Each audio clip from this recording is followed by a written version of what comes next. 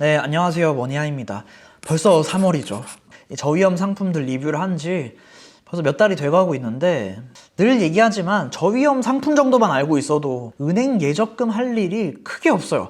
은행 예적금 하면서 내 개인정보 팔고 뭐 카드 가입해주고 은행원들 막 이제 이거 맞냐 저거 맞냐 갑자기 막 특판하고 뭐 나 이제 4%짜리 가입했는데 내일 돼가지고 특판해가지고 5%짜리가 나왔어. 기분 나쁘잖아요. 심지어 어떤 은행에서는 보험 가입하고 이제 우대 이자를 주는 데도 있어요. 왜 그렇게까지 해야 되는지 모르겠어요. 이런 상품에 그냥 가입하세요. 은행들 배불려 주지 말고 그냥 내가 은행이 돈 맡기는 그런 것처럼 그냥 하면 된다. 예금보험공사처럼 돈 굴리시면 된다. 이것 때문에 매달 리뷰를 하고 있습니다. 저 직원들 알려주는 영상도 있었죠. 이 얘기 하니까 댓글에서 이런 댓글들이 진짜 많이 달리는 거예요. 아니 잘 몰라서 그렇지 이놈아 이렇게. 제가 벌써 이 얘기를 2년째 하고 있습니다. 조회수도 뭐 적게는 뭐 1만 회, 2만 회 이렇게 나온 것도 있고 많게는 몇십만 회 뭐 이렇게 나오는 영상들도 있어요. 그래서 제가 2년째 얘기하고 있으니까 지금 여러분이 보시고 뭐 간단하게 공부해보세요. 이게 마치 어떤 거냐면 예전에 우리 할머님, 할아버님 세대 때 이 세대 때 생각을 해보면 돈을 그냥 은행에다 안 맡겼어요. 은행에 맡기면 이 은행 망하면 어떡하냐 이런 걱정을 했거든요. 그래서 그 1,000원짜리, 만원짜리 국권 아세요? 국권 같은 것들을 그냥 이제 방바닥 이런 데 숨기고 이불 놓는 데 뭐죠? 장 같은 데 숨기고 이래가지고 은행에서 일하다 보면 가끔 연세가 지긋하신 진짜 80대, 90대 이런 분들이 이런 국권을 들고 와가지고 이거 바꿔줘 이렇게 한단 말이에요. 이거랑 비슷한 거예요. 지금 이런 저위험 상품들은 우리나라가 이 자본주의가 발달을 하면서 다양한 상품들이 나와서 은행 예적금 하면서 막 이런 개인정보 팔고 이러지 않아도 되는데 이거를 하기가 무서운 거예요. 왜냐하면 할머님, 할아버님 세대 때 은행에 대해서 잘 몰라서 무서워했듯이 이런 뭐 증권사의 여러 가지 상품들을 안 해봐서 무섭다고 느끼는 겁니다. 여튼 잔소리가 길었죠? 이번 달 영상도 경제 상황을 간단하게 짚어보고 상품들 중에 어떤 게 효율적일지 얘기를 해볼게요. 자, 경제 상황은 여러분들이 뉴스를 보시는데 대부분 뉴스 보시는 분들이 정치 뉴스 보면서 싸우거나 아니면 연예인들 뉴스 보면서 얘 제가 왜 그러냐 이런 얘기를 하시더라고요. 그래서 조금 경제적인 얘기를 한번 들어보세요. 한국은행은 2월 22일자로 기준금리를 9회 동결했습니다. 얼마치로 동결했냐면 3.5%예요. 자, 9회 연속 동결했고 3.5% 우리나라 기준금리다. 이렇게 기억해 주세요. 기준금리는 왜 오르락 내리락 하냐면 뭐 여러 가지 요인들이 있지만 크게 아주 간단하게 설명한다고 하면은 물가랑 경제 사이에서 줄다리기를 하고 있는 거예요. 물가 상승이 적당하고 경제도 적당히 성장하고 있으면 골디락스 경제라고 해요. 골디락스는 영국의 속담인데 뭐 이렇게 온탕이란 뜻이에요. 온탕. 너무 차갑지도 않고 너무 뜨겁지도 않은 적당한 정도.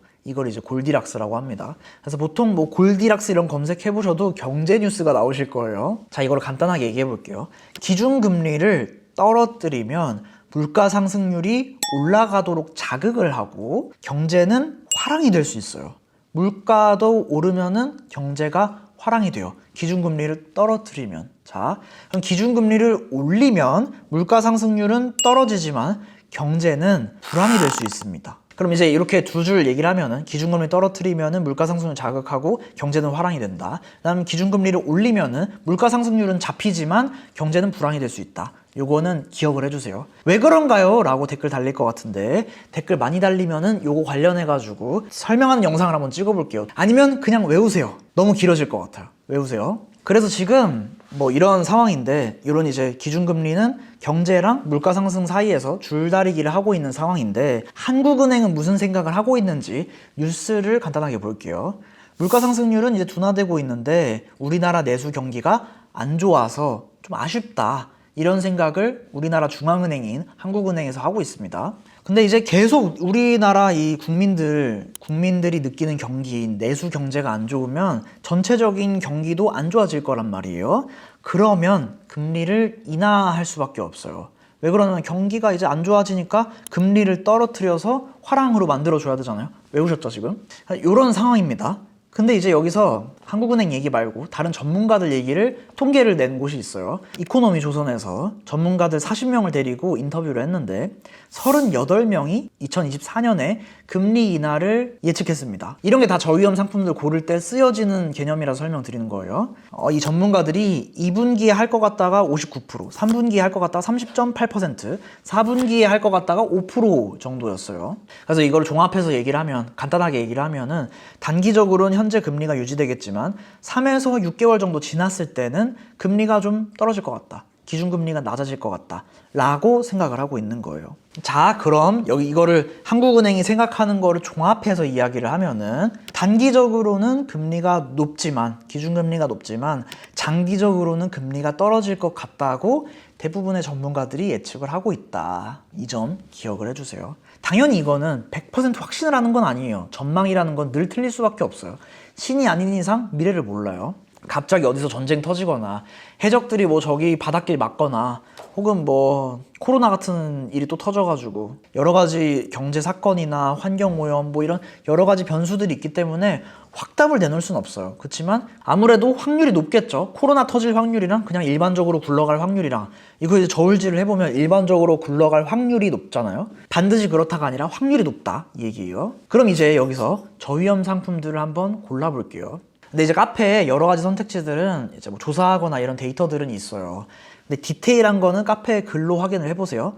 근데 뭐 MMF나 CMA는 현재 시점에서는 그렇게 메리트가 없어요. 그래서 설명드렸듯이 기준금리는 떨어지진 않는데 시장금리는 하락을 하고 있어요. 단기적으로는 고금리고 장기적으로는 금리가 떨어질 것 같으니까 지금 돈을 묶어놓을 수 있는, 약속을 할 수 있는 이런 상품들에 투자를 해야겠죠. 그런 측면에서 두 가지 상품이 지금 괜찮아 보여요. 3월달 기준으로.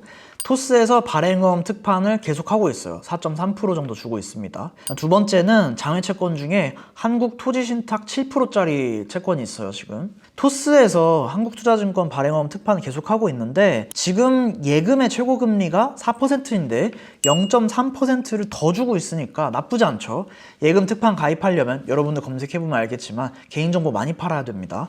근데 이거 그냥 장외채권 투자하는 거는 한국투자증권에 그냥 가입하고 그냥 투자를 하면 되니까 뭐 특별히 뭘 해야 되는 건 없을 거예요. 그리고 지금 시장금리가 낮아지고 있는 국면이기 때문에 아마 발행엄 이렇게 특판 나온 게 이 친구밖에 없을 거고 이 발행엄 금리도 낮아질 거예요. CMA 발행엄 말고 약정식 발행엄으로 가입하시길 권장드립니다.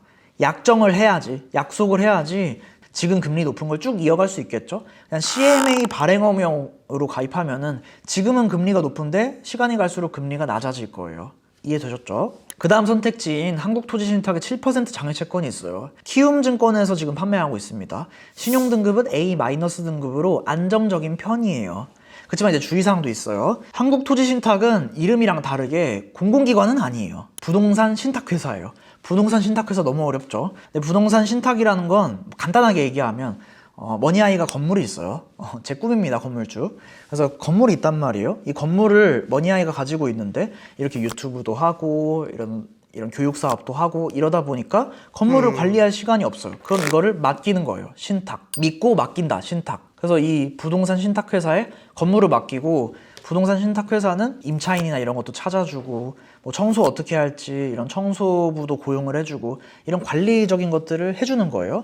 그리고 나서 어떤 이 건물에서 나오는 수익률의 일부를 이 신탁회사가 가져가는 형태인 거죠. 물론 부동산 신탁회사가 이런 건물 관리뿐만 아니라 뭐 투자도 하고 여러 가지 많이 해요. 뭐 리츠나 이런 것도 투자하고 돈 모아가지고 뭐 건물 세워가지고 수익 배분하고 뭐 이런 것도 있어요. 근데 어쨌든 부동산이랑 관련이 있다. 공공기관이 아니다. 이거 기억을 해주시고. 근데 여러분도 아시다시피 지금 부동산 경기가 매우 안 좋아졌잖아요. 지금 근 한 1에서 2년 동안 부동산 경기가 안 좋다 보니까 한국토지신탁도 계속 이제 영업이익이나 이런 게 안 나와가지고 그 다음에 또 투자를 하려면 돈이 필요한데 이 돈을 채권을 발행을 해서 여러분들한테 돈을 빌리려고 하는 거예요. 근데 이렇게만 얘기하면 아 토지신탁에 돈 빌리려고 하는 거 보니까 안 좋네 이렇게만 생각하실 것 같아서 조금 더 얘기를 하면 신용등급 A-란 얘기는 신용평가 회사에서 전문적으로 이 회사를 평가를 했단 얘기예요. 신용평가 회사 홈페이지에 들어가 보면 토지신탁이나 이런데 신용등급을 왜 이렇게 평가했는지 이런 거에 대한 대한 리포트 같은 것도 확인하실 수 있습니다.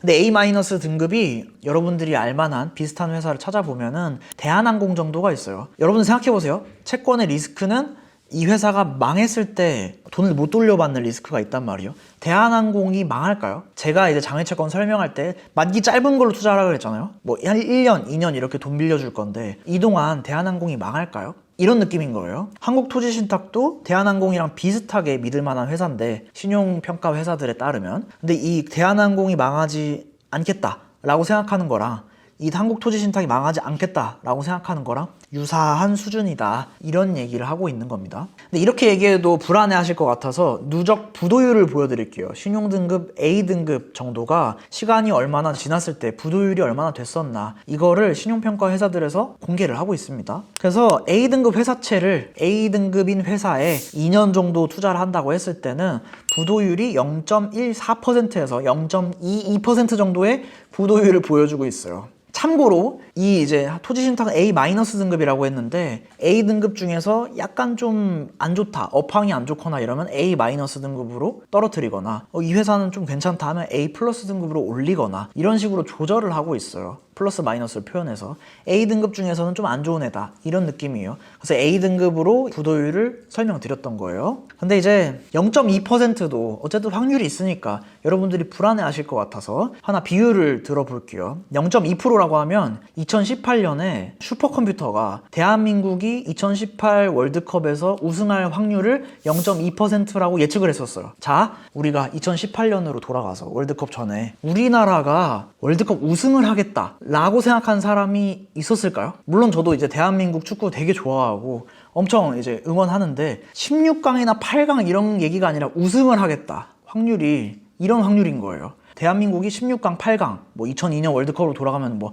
4강 이 정도 느낌인데 우승을 할 수 있을까? 이겁니다. 이 확률이에요. 이 확률. 자, 처음에 얘기했던 걸로 돌아가서 복습을 해볼게요. 단기적으로 기준금리가 높지만 장기적으로는 기준금리가 떨어질 것 같아요. 그래서 우리가 이제 선택지로 가지고 있는 저위험 상품들 중에서는 돈을 지금 금리가 높은 상황에서 묶어두고 투자를 하는 게 유리할 것 같다 라는 게 3월의 생각이고 기준금리가 높을 때 투자를 해두면은 조금 이제 긴 기간 동안 금리가 떨어지는 기간 동안에도 높게 누릴 수가 있으니까 그래서 두 가지 상품을 이야기를 했는데 첫 번째가 토스에서 한국투자증권 발행어음 판매하는 거 약정식 이거 얘기를 했고 두 번째가 장외채권 중에 한국토지신탁 신용등급 A-인 거 요 상품 두 가지를 얘기했습니다. 근데 무조건 뭐 머니아이가 이런 상품 얘기했다 투자한다 이게 아니고 이런 맥락이 있고 기준금리 상황은 이렇고 상품들은 이런 상황이고 그래서 나는 이런 데다 돈을 묶어둬야겠다 이런 데다가 투자를 해봐야겠다 아 이런 정도의 위험을 감당하고 내가 투자를 하는 거구나 이런 느낌을 아셨으면 좋겠어서 길게 얘기를 해봤습니다. 자, 그럼 다음 달에도 4월 달에도 한번 리뷰를 해볼게요. 아마 근데 뭐 한 달마다 크게 달라지는 건 없을 거예요. 당분간은. 근데 이제 하반기로 가면서 뭐 금리 인하도 생기고 다른 뭐 글로벌 이슈도 생기면은 같이 이야기를 해볼게요. 영상 여기까지 하겠습니다. 행복한 하루 되세요.